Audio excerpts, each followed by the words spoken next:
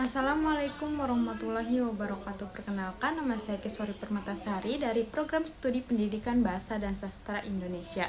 Di sini saya akan mempresentasikan hasil produk yang saya buat untuk mata kuliah workshop media pembelajaran. Produk yang saya buat yaitu media pembelajaran berupa video animasi. Video animasi merupakan media pembelajaran berbentuk media digital untuk mata pelajaran bahasa Indonesia dengan materi teks eksplanasi. Ditambahkan unsur gambar bergerak, menarik agar peserta didik lebih paham dalam melihat materi yang diajarkan. Media pembelajaran yang disajikan dalam aplikasi YouTube ini bertujuan untuk menarik siswa dalam memanfaatkan media berbasis ICT yang digunakan sebagai proses pembelajaran di era digital. Manfaat dari media pembelajaran inovatif berbasis ICT untuk menumbuhkan rasa kreativitas dalam menggunakan teknologi. Selain itu, media pembelajaran ini dapat menjadi pembelajaran yang tidak membosankan karena disajikan dengan animasi bergerak yang menarik. Nah, sebelum ke produk, peserta didik diarahkan untuk membuka buku panduan yang tertera. Di situ peserta didik dianjurkan untuk membaca buku panduannya terlebih dahulu sampai menemukan langkah-langkah untuk membuka media pembelajaran tersebut atau petunjuk penggunaan produk. Nah, terdapat juga kode QR media pembelajaran. Peserta didik membukanya lewat scan kode QR. Nah, setelah scan kode QR yang buku panduan, maka tampilannya akan seperti ini. Langsung diarahkan Semangat ke belajar aplikasi anak-anak YouTube kelas 11. untuk Pertemuan kali ini atau akan membahas tentang menyimak menganalisis media struktur pembelajaran dan video kebahasaan animasi teks teks eksplanasi. Yuk kita simak berikut ini. Nah, jadi struktur teks eksplanasi yang pertama, identifikasi fenomena. Di bagian ini, sebuah teks eksplanasi menjelaskan tentang gambaran umum fenomena peristiwa alam yang akan dibahas. Poinnya bisa mengangkat tentang proses bagaimana fenomena alam tersebut bisa terjadi. Struktur yang kedua yaitu rangkaian kejadian. Setelah mengetahui secara umum fenomena yang akan dibahas, pada bagian ini dijelaskan tentang penyebab dan akibat yang ditimbulkan dari fenomena tersebut. Kamu bisa melakukan deskripsi dalam beberapa paragraf terkait sebab dan akibatnya. Bagian ini disebut juga dengan deretan penjelas. Struktur teks eksplanasi yang ketiga yaitu interpretasi. Interpretasi dalam teks eksplanasi dapat dikatakan sebagai ulasan atau penarikan kesimpulan. Kamu bisa memberikan tanggapan atau pernyataan terkait fenomena yang diangkat dalam teks tersebut. Nah, selanjutnya yaitu kaidah kebahasaan teks eksplanasi. Jadi, kaidah kebahasaan adalah suatu patokan penggunaan bahasa dalam suatu teks. Kaidah kebahasaan teks eksplanasi yang terdapat dalam buku guru Bahasa Indonesia kelas 11 membuat beberapa unsur sebagai berikut. Yang pertama, fakta. Membuat informasi secara faktual, non-sastra.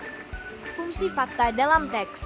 Eksplanasi adalah menyampaikan kebenaran dari informasi yang terdapat dalam tulisan. Informasi-informasi yang disajikan kepada pembaca sesuai dengan kenyataan atau peristiwa yang terjadi, bukan rekayasa atau tiruan. Kedua, istilah ilmiah adalah kata khusus untuk mengungkapkan sifat khas dalam bidang tertentu. Menurut Murtiani, 2016, istilah adalah kata atau frasa yang dipakai sebagai nama atau lambang yang dengan cermat menggunakan konsep, proses, keadaan, atau sifat yang khas dalam bidang ilmu pengetahuan, teknologi, dan seni. Di dalam teks eksplanasi banyak dijumpai kata teknik atau peristilahan sesuai dengan topik yang dibahasnya. Apabila topiknya tentang kelahiran, istilah-istilah biologi yang muncul. Ketiga, konjungsi waktu adalah kata hubung waktu. Misalnya, kemudian, lalu, setelah itu, dan lain-lain. Keempat, konjungsi kausalitas adalah kata hubung sebab akibat. Misalnya dengan penggunaan kata menyebabkan, disebabkan, sehingga, jika, dan lain-lain. Kelima, makna denotatif adalah makna kata atau kelompok kata yang didasarkan atas penunjukan yang lugas pada sesuatu di luar bahasa dan bersifat objektif. Keenam, kata kerja pasif adalah jenis kata kerja yang menunjukkan bahwa subjek adalah tujuan dari perbuatan. Ketujuh, pronomina adalah kata yang dipakai untuk mengganti benda atau sesuatu yang dibendakan. Dalam teks eksplanasi tidak menggunakan pronomina personal, tetapi menggunakan pronomina non-personal. Kata ganti tersebut berupa kata ganti penunjuk dan penghubung. Contoh kata ganti penunjuk adalah di sana, ini, dan itu. Contoh kata ganti penghubung adalah yang, tempat, dan tempat. Kedelapan, kata kerja material adalah jenis kata kerja yang berkaitan dengan aktivitas fisik. Kesembilan, kata kerja relasional adalah jenis kata kerja yang berfungsi sebagai penghubung antar subjek dan pelengkap. Nah, anak-anak, inilah contoh teks eksplanasi yang berjudul Gunung Meletus, sesuai dengan struktur yang terdapat pada teks eksplanasi, yaitu yang pertama pernyataan umum atau identifikasi fenomena, yang kedua ada penjelasan sebab akibat atau rangkaian kejadian, dan struktur yang terakhir yaitu penutup atau interpretasi. Sebenarnya teks eksplanasi sering kita jumpai di sekitar kita.